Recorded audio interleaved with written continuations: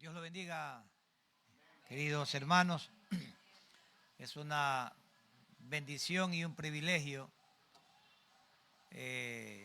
poder compartir en esta mañana lo que Dios tiene reservado para cada uno de nosotros.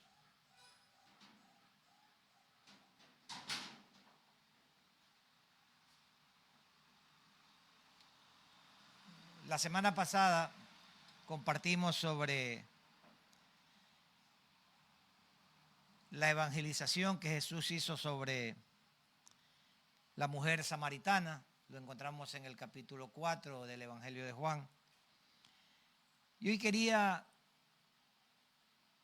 continuar sobre este tema o ampliar este tema de la evangelización que tanta falta le hace no solamente a las iglesias, sino al mundo entero. El mundo está cayendo en una etapa de desidia total, de que me importismo y de ignorancia en cuanto a las leyes y las normas de moral que Dios estableció en su palabra. Y por eso es bueno insistir en el tema de la evangelización. Vamos a ir al Evangelio de Juan, capítulo 4 nuevamente. Y vamos a leer desde el versículo 34 hasta el versículo 38. Y el versículo 34 dice: Jesús les dijo: mi comida es que haga la voluntad del que me envió y que acabe su obra. ¿No decís vosotros, aún faltan 4 meses para que llegue la siega? He aquí os digo, alzad vuestros ojos y mirad los campos, porque ya están blancos para la siega. Y el que siega recibe salario y recoge fruto para la vida eterna, para que el que siembra goce juntamente con el que siega. Porque en esto es verdadero el dicho: uno es el que siembra y otro es el que siega. Yo os he enviado a segar lo que vosotros no labrasteis. Otros labraron y vosotros habéis entrado en sus labores. La semana pasada leímos completo el capítulo, la parte del capítulo 4 que se refería a la mujer samaritana. Y pudimos darnos cuenta que esa parte del capítulo 4 es un capítulo lleno de sorpresas, pero de sorpresas agradables. Una de las primeras sorprendidas fue esta mujer samaritana de que Jesús, un judío, le dirija la palabra. ¿Y por qué se sorprendió? Porque judíos y samaritanos no se podían ver, eran enemigos. Y ella se sintió gratamente sorprendida al ver que Jesús se dirigía a ella. Quizás ella no se sentía digna de que un judío le dirija la palabra, entonces se sorprendió de que Jesús, de una forma sencilla, de una forma humilde, le dirige la palabra. Y otra cosa que le sorprendió a esta mujer es el hecho de que Jesús le dirija la palabra aún sabiendo todo lo que ella era. El versículo 4 habla de quién era ella.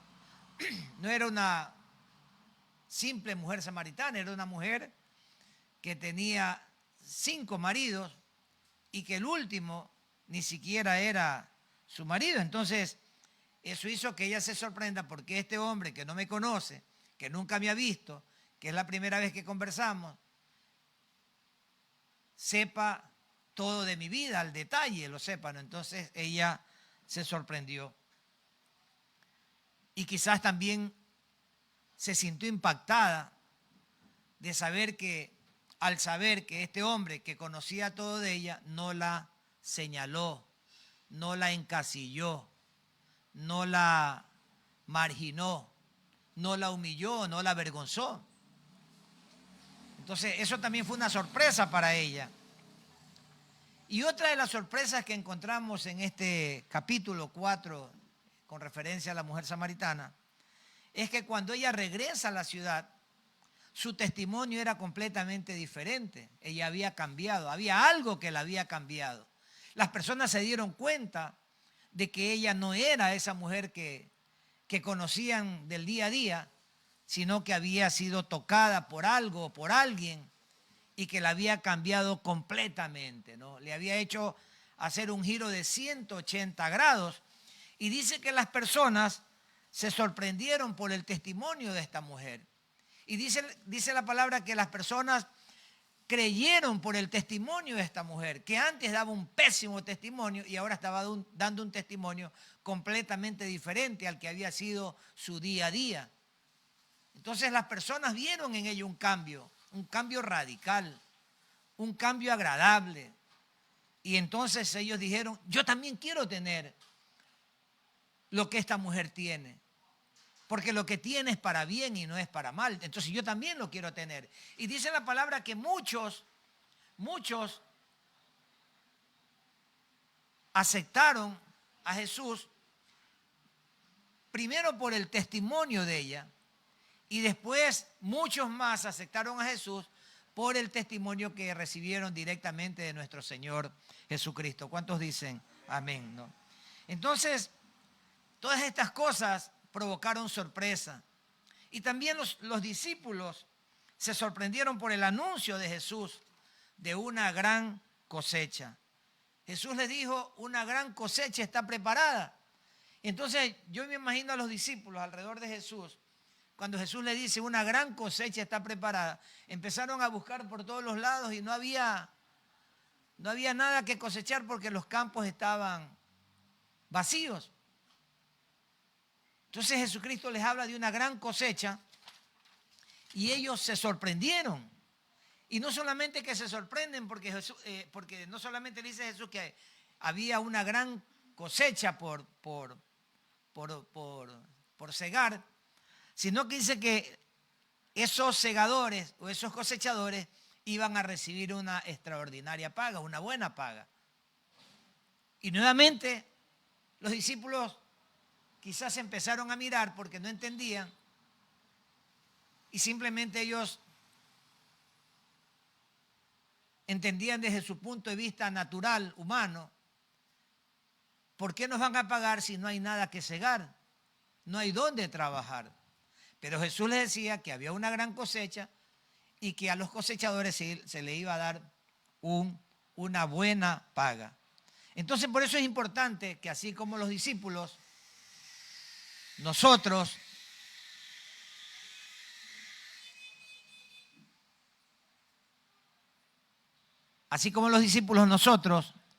necesitamos saber a qué cosecha se refería nuestro Señor Jesucristo. El versículo 35 dice, ¿no decís vosotros, aún faltan 4 meses para que llegue la siega? Y eso era una de las cosas que les llamó la atención a los discípulos. Faltaban 4 meses para poder cosechar. ¿No decís vosotros, aún faltan 4 meses para que llegue la siega? He aquí os digo, alcen vuestros ojos y miren los campos, porque ya están blancos para la siega. Nuevamente se sorprendieron porque ellos miraban y no había nada. No había absolutamente nada. Pero esta cosecha no tenía nada que ver con una cosecha agrícola. Esta cosecha no tenía nada que ver con una cosecha agrícola. Esta cosecha tenía que ver con lo que Jesús estaba haciendo y que iba a concluir en la cruz del Calvario, donde Él iba a derramar su sangre y morir por nuestros pecados, por nuestras enfermedades y pagar el precio para que nosotros seamos redimidos. ¿Cuántos dicen amén? Entonces, Él en la cruz concluyó su obra. En la cruz pagó nuestros pecados. No lo merecíamos, pero los pagó. Pagó por nuestras enfermedades y pagó para que seamos salvos. Somos salvos por gracia. Por gracia. No tenemos que pagar nada. La salvación es gratuita. Amén. Entonces, es de esa cosecha que estaba hablando Jesús, de esa cosecha que iba a haber por medio de la fe y que estaba ofreciéndose a todo el mundo, sin excepción de personas. Y esa misma cosecha a la que se refería Jesucristo en esa época, es la misma cosecha de almas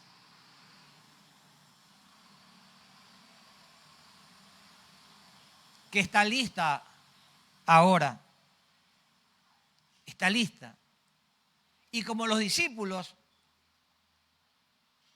tenemos que entender que yo no tengo que esperar 4 meses o años para empezar a cosechar. Nosotros debemos entender que la cosecha, o para cosechar tenemos que comenzar de inmediato, que tenemos que trabajar inmediatamente para alcanzar almas para Cristo. De eso se trata la cosecha, alcanzar almas para Cristo. Amén. Alcanzar almas para Cristo. Y dentro de ese capítulo 4 que leímos referente a la mujer samaritana, habían instrucciones para que nosotros podamos comprometernos y cosechar. Instrucciones que pasan a veces desapercibidas, pero que el Espíritu Santo nos las va revelando. Una de las cosas que dice Jesús es: alcen vuestros ojos. ¿No? ¿Por qué? Porque normalmente tenemos nosotros fija la mirada en las cosas naturales. Y por eso no podemos ver más allá de lo que el Señor nos dice. Tenemos fija nuestra mirada en los afanes del día, en las preocupaciones del día, en los problemas que a veces tenemos con las personas o con la familia, ¿verdad? Y eso nos impide ver más allá, como el Señor quiere que veamos, más allá de lo que nuestros ojos naturales ven. Alcen los ojos. Lo que el Señor nos dice es: no pongan su mirada en las cosas terrenales, sino que pongan su mirada en las cosas de arriba, en las cosas que son eternas. Desen cuenta de esas personas que se están perdiendo. Alcen la mirada para que ustedes puedan ver, no las cosas terrenales, sino las cosas celestiales, aquellas que nos mueve el corazón a ser un servidor más del Señor, a ser miembros de ese equipo ganador de almas para la gloria de Cristo. ¿Cuántos dicen amén? Y también les dice: miren los campos.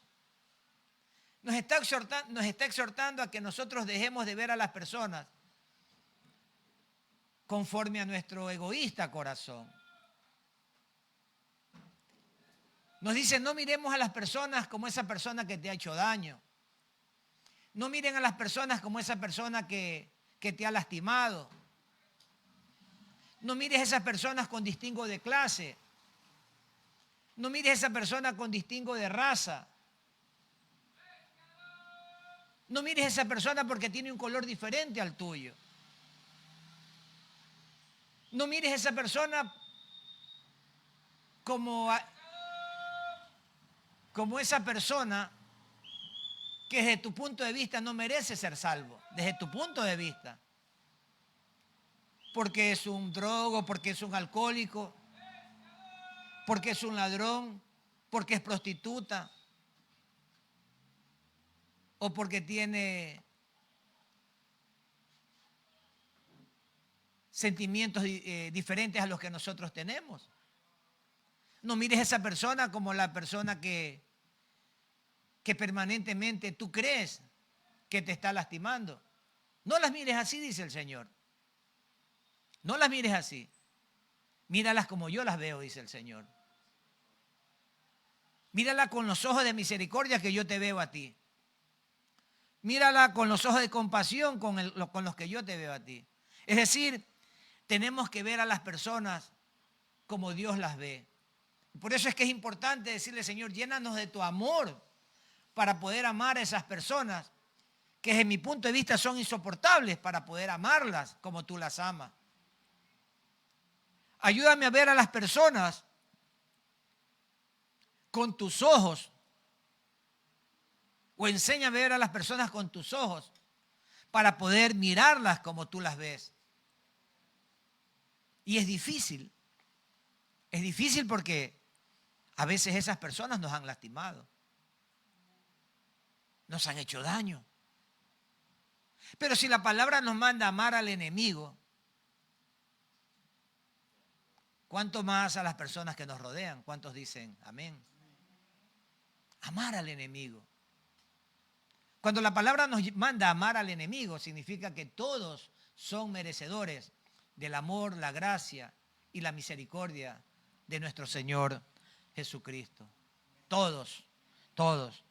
Entonces, es importante que nosotros le pidamos a Dios que nos llene de su mirada para poder mirar a las personas como Él las ve. Y también pedirle a Dios que nos llene de su amor para poder amarlas como Él las ama. Que nos llene de su misericordia para tener misericordia como Él la tiene con nosotros. Hermanos, yo creo que es tiempo que dejemos de lado las rencillas, dejemos de lado las opiniones personales, porque cientos de miles de almas se están perdiendo día a día. Cientos de miles de almas se están perdiendo día a día. La necesidad de ganar almas para Cristo es urgente y no lo podemos seguir relegando. Este trabajo no lo podemos seguir relegando porque tal o cual persona me cae mal, porque yo no la puedo amar, porque no merece ser salva o no es digna de que asista a la iglesia que yo asisto. ¿Cuántos dicen amén, hermano? Por eso es que la palabra nos insta a ser segadores, a ser cosechadores de almas. No nos llama a estar pasivos, nos anima a ser cosechadores de almas. Nos anima a dejar de ser espectadores. A veces nosotros estamos viendo cómo otros trabajan para el engrandecimiento del reino de Cristo y nosotros somos espectadores. Debemos dejar de ser espectadores. ¿Y sabe por qué tenemos que dejar de ser espectadores? Porque pocos son los segadores, pocos son los que cosechan, pocos son los que tienen esa carga en el corazón de ganar almas para Cristo. Tenemos que dejar que ese sentimiento de evitar el compromiso con Cristo se establezca en nuestro corazón. Tenemos que dejar los pretextos que nos llevan a evitar cumplir esa gran comisión. Por eso, en lugar de evitar, en lugar de ser un espectador, debemos buscar ser obreros. Y no se necesita mayor cosa para ser obreros. Lo único que se necesita es disposición del corazón. El Señor va a poner delante de ustedes personas que necesitan ser salvas. Y ustedes lo que tienen que tener es disposición del corazón. Y tienen que leer la palabra, claro, para que se instruyan. Para que puedan responder ante ciertas incógnitas. Tampoco tienen que ser eruditos en el conocimiento de la palabra de Dios. No tienen que ser teólogos en el conocimiento de la palabra de Dios. Pero sí, por lo menos lo básico de por qué Jesús murió en la cruz y por qué Jesús ama a todas las personas, aún siendo pecadores. Dejemos de creer que eso es imposible, que yo no puedo hablar, que yo no puedo compartir, que yo no puedo ser parte de ese equipo que está listo para salvar almas para Cristo. Hay muchos hermanos que una vez que reciben la salvación, entran en una actitud pasiva, yo digo, esperando a que Cristo regrese para yo ya librarme del compromiso de predicar y de salvar almas. Pero el asunto es que no sabemos cuándo viene Cristo. No sabemos cuándo viene Cristo. Y si no sabemos, tenemos que trabajar por la salvación. Amén. Entonces, a lo que el Señor nos llama es a ser activos y enérgicos en esto de cosechar almas.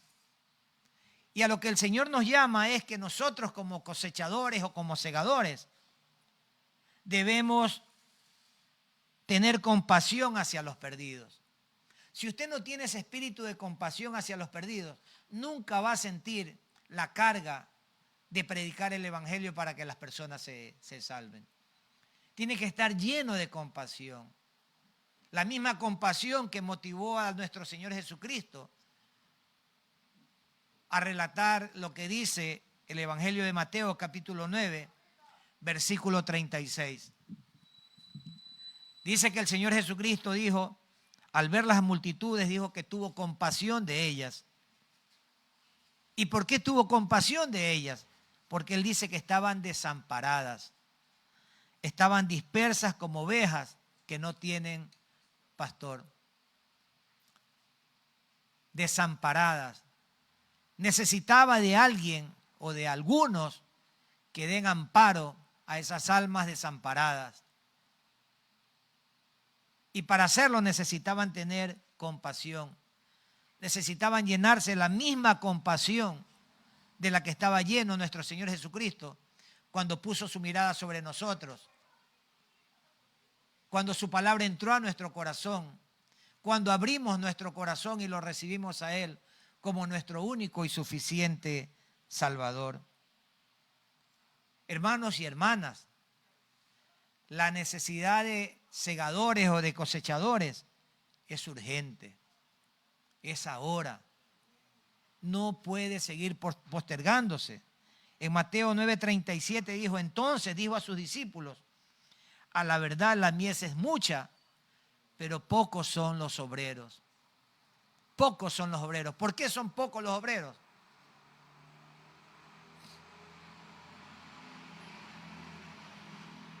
Porque nos hemos vuelto indiferentes. Porque una vez que recibimos a Cristo como nuestro Señor y Salvador, entramos en un proceso de confort. Nos sentimos conformes con ser salvos, pero no tenemos misericordia de aquellos que necesitan la salvación, que en algún momento también nosotros la necesitamos. Amén. Entonces, la necesidad de segadores y de cosechadores es urgente. Y también nos pide a no ser ociosos. Ociosos. ¿Por qué? Porque este es un trabajo que exige mucho esfuerzo de parte de nosotros. Mateo 9:38, rogad pues al Señor de las mies que envíe obreros a sus mies. Es ahora, hermanos. Es ahora que tenemos que tomar la decisión. Y se puede evangelizar de cualquier manera. En la Biblia se habla del método de Juan, del método de Romanos. Hay personas que se la saben de memoria. Esa es una manera de evangelizar. Esa es una manera de ganar almas. Pero también ganamos almas cuando nos paramos en una esquina y entregamos tratados donde se le enseña a las personas a recibir a Cristo como su Señor y Salvador. También en la pantalla, en la televisión, hay personas que predican la salvación. Recuerdo que cuando tenía yo 18 años y vine a vivir acá a Guayaquil, ahí en el departamento que vivía, no me cogían muchos canales y justo el canal que me cogía era donde estaba el Club 700 de Jimmy Swaggart. Y era como obligación verlo. Yo me levantaba escuchando a Jimmy Swaggart. Y cada vez que terminaba Jimmy Swaggart decía, esta oración cambiará tu vida. repítela con fe. Yo me imaginaba que esa oración iba a cambiar, era mi vida económica. Entonces yo la repetía y la repetía y la repetía cada vez que él me invitaba a hacerla. Yo creo que habré hecho esa oración 200 veces en el año, cada año, mientras vivía en ese lugar. Porque en el fondo yo esperaba era cambiar tu vida. Decía, me va a cambiar muchas cosas personales. Pero el escucharlo y el escucharlo se fue metiendo en mi corazón. La verdad se fue abriendo. Y la verdad me empezó a hacer libre. ¿Cuántos dicen amén, hermano? Entonces, probablemente si yo me encuentro con Jimmy Swaggart, él ni siquiera sabrá que yo hice la oración que él invitaba a hacer unas 800 veces que yo la habré escuchado, porque era todos los días, ¿no? No hablo de 365 días porque sábado y domingo yo no prendía televisión, pero al menos de lunes a viernes sí. Él ni siquiera sabe que él fue un instrumento de bendición para mi vida y quizás para millones y millones de personas, ¿no? Él no estaba preocupado de quién recibió a Cristo a través de la oración que él hacía. Simplemente lo que hacía era ser un obrero que trabajaba para cosechar esa mies que ya estaba lista.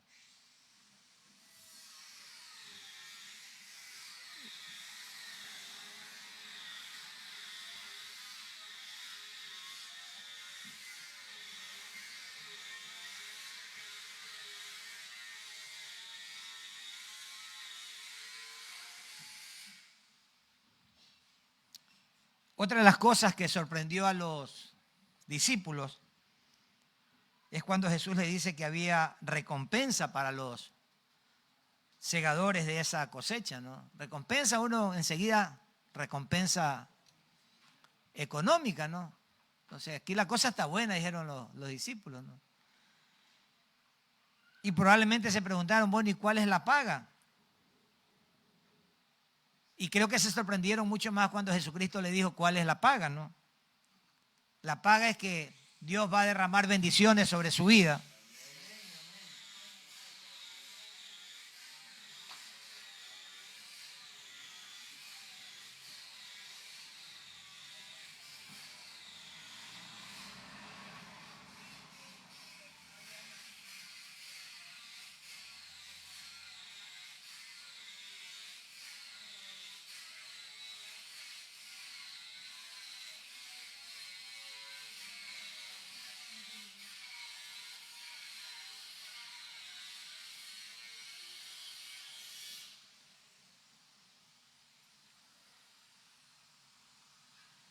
¿Cuál es la paga?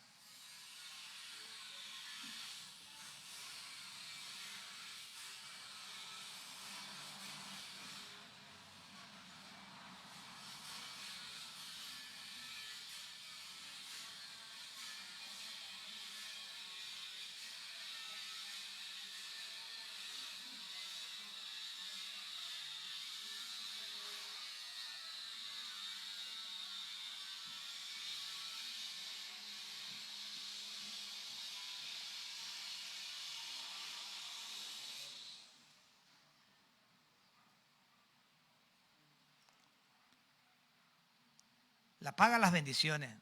La bendición de ser un instrumento de Dios para la salvación. Y yo estoy seguro que el fruto lo conoceremos cuando estemos arriba ya, o cuando estemos todos compartiendo, alabando y glorificando a nuestro Señor en la vida eterna, ¿no? Nos vamos a encontrar, hey, Eloy, ¿te acuerdas de mí? No, yo soy de las personas que tú le predicaste el Evangelio. Néstor, ¿se acuerda de mí? No, usted me predicó el Evangelio y yo fui salvo por medio suyo. Dios lo utilizó a usted para que yo fuera salvo.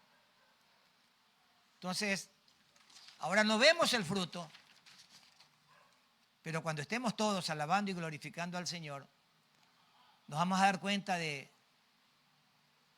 que fuimos de mucha bendición para muchas personas.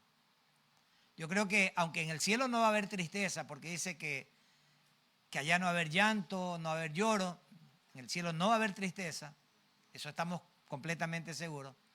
Pero también como que uno se va a sentir medio, no se va a sentir mal, pero digo yo, ¿no? ¿Y qué pasa si en el cielo decimos, puchica, qué bendición la del hermano Mantuano que llegó como a 100.000 a los pies de Cristo y yo ni uno? Mira cómo todo el mundo lo saluda al hermano Mantuano y a mí nadie me saluda porque, aunque siento gozo, alegría, porque allá no va a haber cuerpo, no va a haber envidia ni las cosas de la carne, pero qué bonito ver cómo se le amontonan a la hermana Eulalia, ¿no?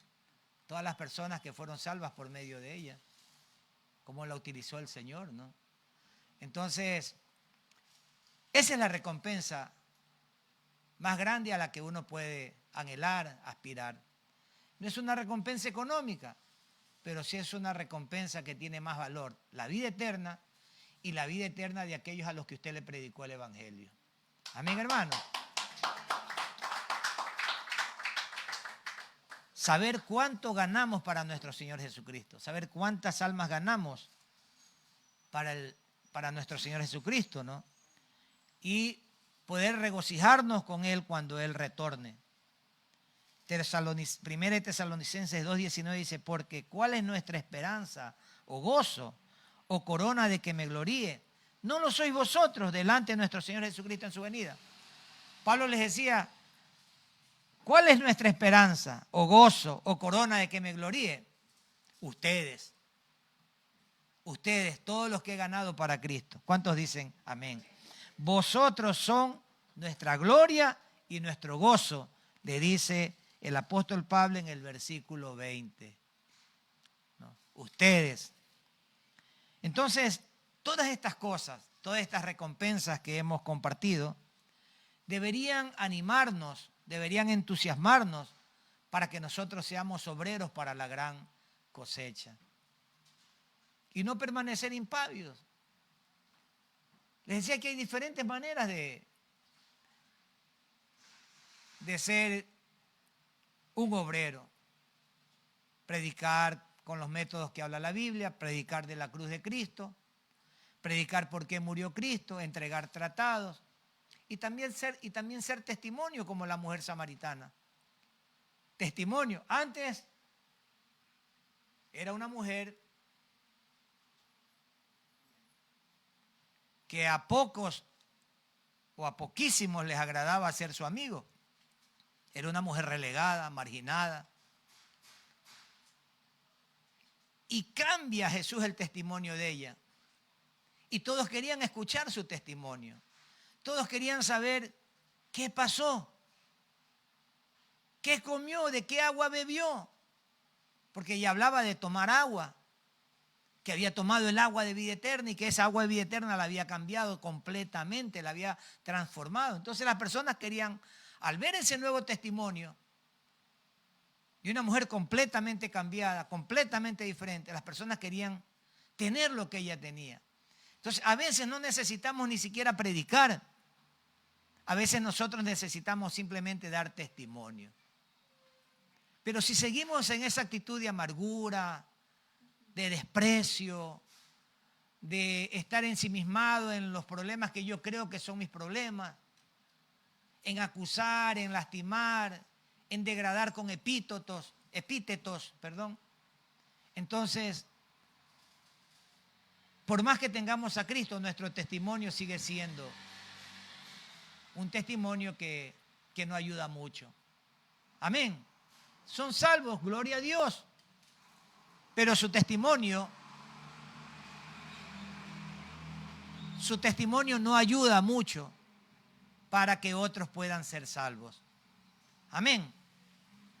El hecho es que nuestro testimonio muestre el cambio que Dios ha hecho en mi vida.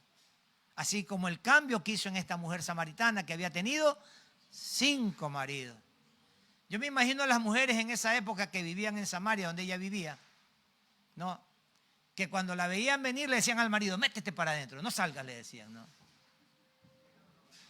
No te quiero ver aquí, métete para allá, ¿no? Tienen que haber tenido terror, ¿no? Pero después, cuando su testimonio cambia, estas mismas mujeres que se protegían de ella, probablemente fueron a buscarla para decir, ¿cuál es el agua que bebiste que ha cambiado tu vida y ha cambiado tu testimonio? Qué bendición, hermano, qué bendición. Yo he escuchado, por ejemplo, a grandes ministros que han sido de mucho impacto hablar que para ellos, como el caso, por ejemplo, de Matthew Henry,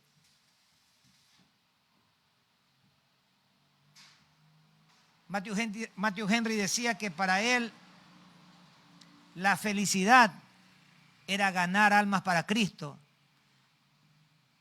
que esa felicidad le proporcionaba mayor placer que el ganar dinero, que él prefería ganar almas para Cristo que ganar dinero. Eso lo decía Matthew Henry. Y uno de los grandes predicadores, quizás el más grande predicador, Spurgeon, que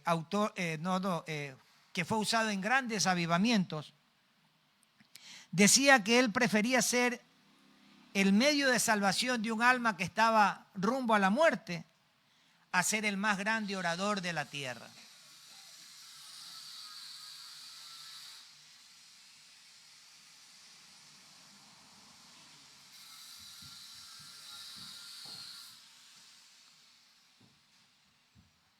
Yo quisiera tener el 10% de ese don que tenía Spurgeon para orar y ganar almas para Cristo. El 10% quisiera tener yo. Pero él decía que prefería ser el medio de salvación de un alma que estaba rumbo a la muerte que ser el más grande predicador de la tierra. Por eso es que los animo, hermanos, a no dejarlo para después. Los animo a que empiecen a recoger la cosecha que está lista para que usted sea un obrero de nuestro Señor Jesucristo. Padre, en el nombre de Jesús te alabamos, Señor, te glorificamos y te bendecimos, Señor. Gracias por lo que nos muestras en tu palabra. Gracias, Señor, porque fue grato saber que una mujer considerada indigna se sorprendió de que tú la tomes en cuenta. Te damos gracias, Señor, porque una ciudad entera se convirtió a través de este testimonio, del testimonio de la mujer. Gracias, Señor, porque nosotros también estamos sorprendidos de saber que la cosecha sigue estando lista, que la mies es mucha y que pocos son los obreros. Por eso, Señor, en esta mañana queremos pedirte perdón. Perdónanos, Señor, por nuestra desidia. Perdónanos, Señor, porque aún siendo salvos, no tenemos la compasión y la misericordia por aquellos que se están perdiendo. Perdónanos, Señor. Ayúdanos, Padre. Ayúdanos a predicar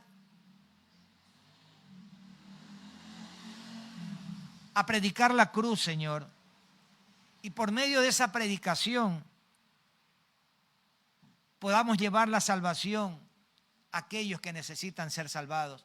Que ellos entiendan, Señor, que la salvación es por fe, por gracia, que está disponible para todo aquel que abra su corazón y te reciba, Señor. Ayúdanos, Señor, a tener las palabras precisas para poder tocar los corazones y que puedan entender que aunque muy grande sea su pecado, tú estás dispuesto a perdonarlo si él busca tu rostro y se arrepiente.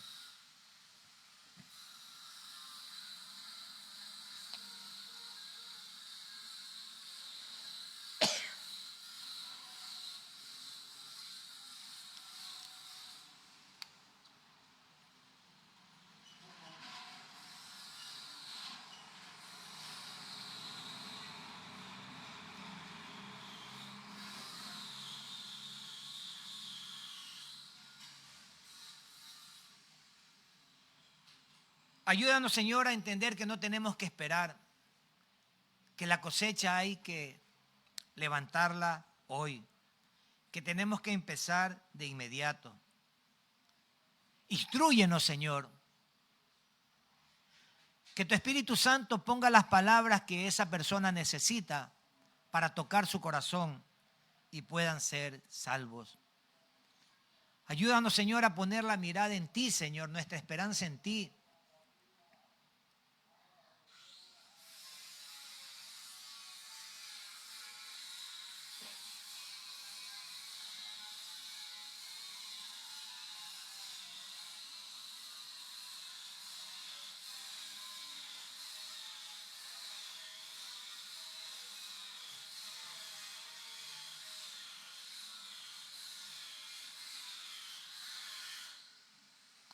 A poner nuestra mirada en ti, Señor.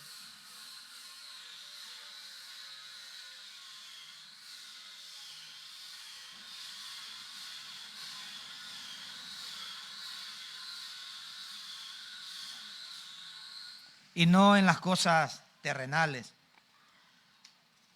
A mirar como tú miras, Señor, y no a clasificar a las personas. Señor, llénanos de tu compasión y de tu misericordia para poder, Señor, tener la misma compasión y la misma misericordia que tú tuviste para con nosotros, Señor. No permitas que permanezca impávido. No permitas, Señor, que el afán me aparte o lo cotidiano me impida ser un canal de bendición. Enséñame, Señor, a entender que lo más importante, después de haberte recibido, es ganar almas para ti, Señor. Por eso, Señor, te damos gracias por tu Espíritu Santo, que nos guía, nos enseña, nos redarguye y nos muestra el camino, Señor. Por eso oramos, Señor, para que el Espíritu Santo nos llene con su poder, nos sobreabunde con su poder, para poder, Señor, ser canal de bendición para aquellos que necesitan escuchar tu palabra, el mensaje de la salvación. Te alabamos, Señor, y te glorificamos y te damos gracias por este tiempo, Señor. Bendecimos, Señor, a todas las personas de este barrio. Los bendecimos en tu nombre, Señor. Los bendecimos de lo más profundo de nuestro corazón, Señor. Bendecimos cada negocio, Señor, que se ha levantado en este barrio, en este lugar, Señor. Los bendecimos con todo corazón en tu nombre, Señor. Y te pedimos, Señor, que los prosperes. Pero también te pedimos, Señor, que ellos te conozcan.